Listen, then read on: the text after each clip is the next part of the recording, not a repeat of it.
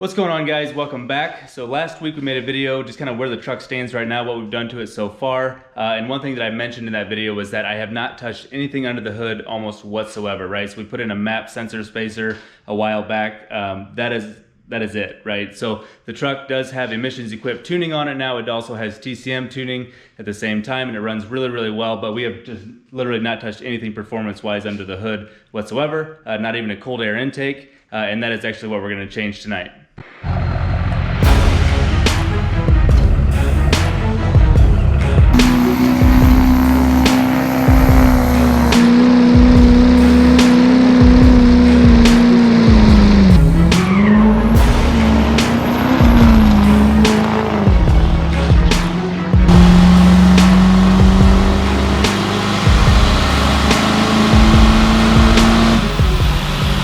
So if we think about intakes here for just a minute, these engines run very, very hot because they are emissions equipped. So you've got your EGR cooler that's under the hood still. You've got, I believe it's the DCR is the can that's on the back of the turbo. It might have a different name, I kind of forget right now. But those are adding a lot more excess heat into the engine bay, right? And so your ambient temperature inside the engine bay is going to be adding heat to your intake air as it's on its pathway between the intake and the turbo and then through the intercooler and back into the engine, right?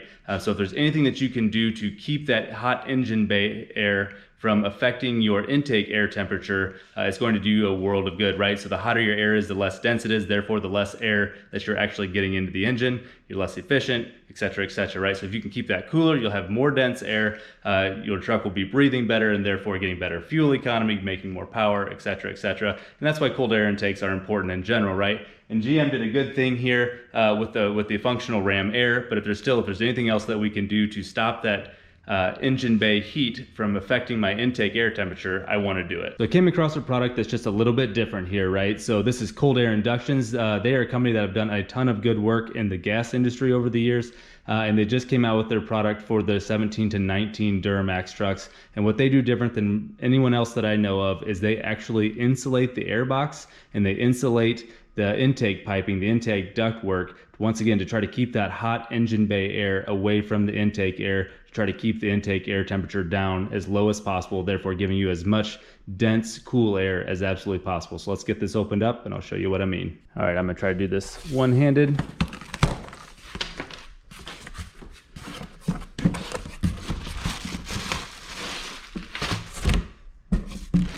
So we got our big cone filter here. We have our air box. Once again, you can see that heat insulation on the inside of it.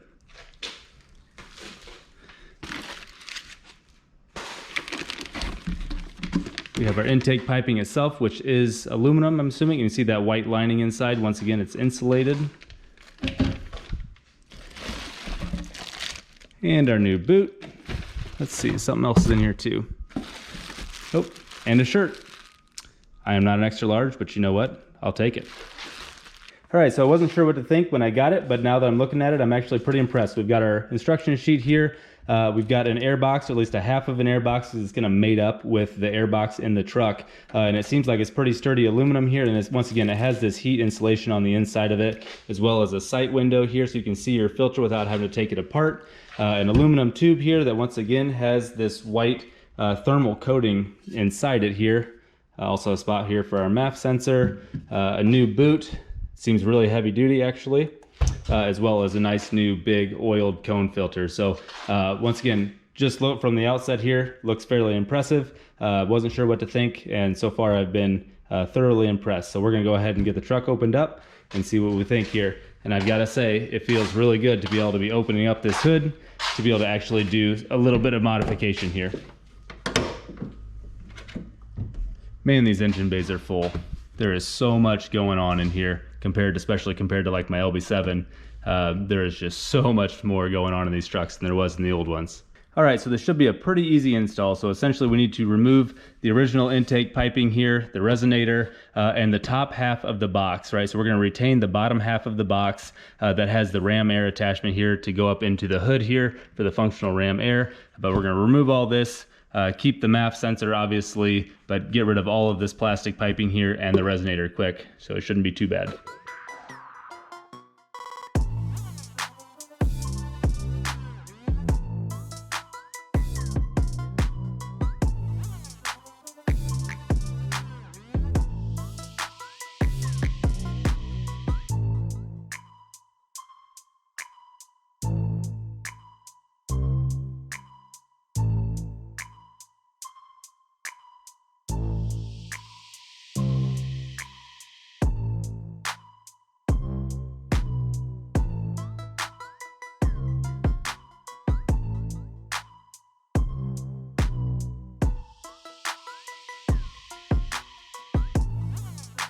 Okay, now that we have the original airbox out, we need to take the MAF sensor out of the original housing here, removing the two T20 screws, and use the new supplied screws here in the new intake tube to get that MAF sensor swapped over.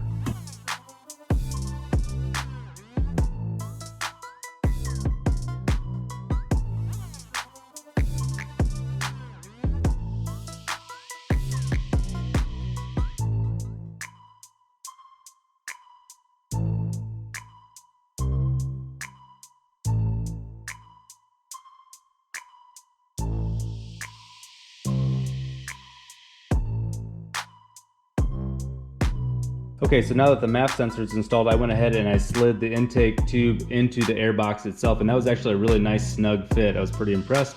And so now what I'm going to do is I'm going to go ahead and install the cone filter onto the end of it and get it snugged down. And then once the box is actually installed into the truck, then I'll do the final adjustment as far as in and out of the tube itself to make sure that it lines up with the intake horn. All right guys, so here I've got it completed. So the filter goes onto the tube there, and it was a pretty snug fit. It's kind of why I did it off camera actually, because it took me a little bit to get it on. But once I got it on, I had no concerns about it coming off, as well as the intake to the seal here. Everything is just nice and snug. And once again, I will do the final adjustment as far as the sliding the intake in and out once I actually get the box mounted into the truck itself, and then we can make sure that our intake tube will line up the way we expect it to our intake horn. Okay guys, so unfortunately my camera battery died here, so I'm shooting off my phone, but a little bit of a catch up here. So I went ahead and installed the boot. There's a little locating nub on the back here that lines up where the factory boot would have lined up. Make sure you're clocked correctly. And then there's on the box itself, there's 3 little tabs down at the bottom that line up in the factory spots, and then you just screw it in where the factory one would as well, reusing your factory hardware. So now all I have left to do is to make sure that this seats nicely into the boot and get it tightened down. All right, so I was able to get my intake pipe fitted up inside the boot, nice and snug here in the back, and we have plenty of overlap here, so we got a good grip on the tube here. Everything is nice and firm. So our last thing that we need to do then is get our MAF sensor plugged back in. Make sure we lock it in, and we are done. And overall guys, this went really, really well. And if I wasn't behind the camera, this would have literally taken me 30 minutes or less, right? They had great instructions and everything fit exactly the way it was supposed to. And once again, everything is just really, really robust here, right? It's a nice heavy duty boot. It's good construction, a nice thick wall here on the piping. It's good construction on the box. There's a nice window here so you can see into your airbox. It's very clear whether or not it's gonna be dirty or not. And overall, I've been actually very, very impressed with it so far. I'd be very interested to see how it does as far as performance. All right guys, so I'm headed home from work the next day. It is, once again, it is extremely hot outside. It's like 94, 95 degrees. Right now I'm on the interstate going 76.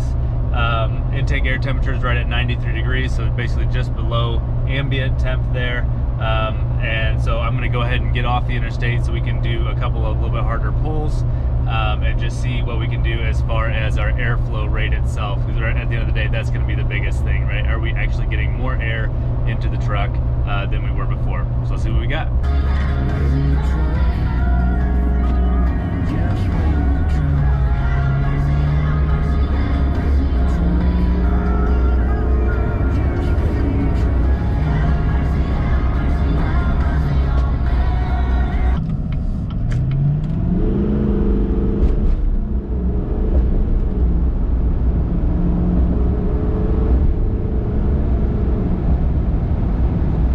Alright guys, so that's actually really impressive, right? So that's as close to the same conditions as I can do. It's the same temperature outside, we're doing the same pull, 10 to 80 mile an hour, no trailer or anything like that. Obviously the best thing to do would be to get it on the dyno to be able to test that kind of a difference, but this is the best I can do in real world and as real world application as I can make it. And it had 10 to 11 pounds per minute more air going into the engine, right? And that is nothing to shake your head at, right? That is 20%, that's a 20% increase over stock from my own baseline testing.